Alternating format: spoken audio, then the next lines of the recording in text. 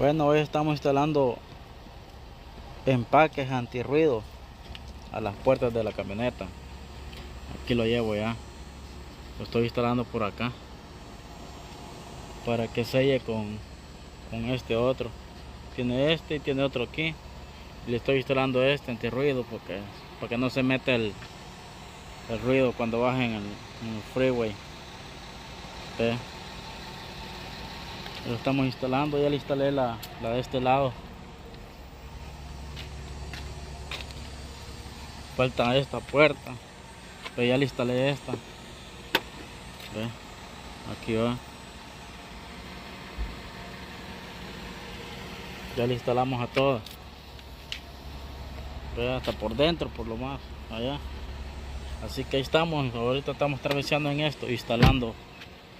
Oiga, instalándolos.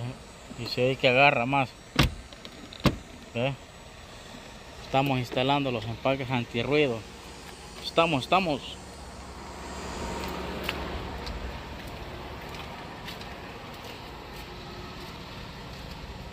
Así que ya saben, quieren instalarlo, avisen ahí.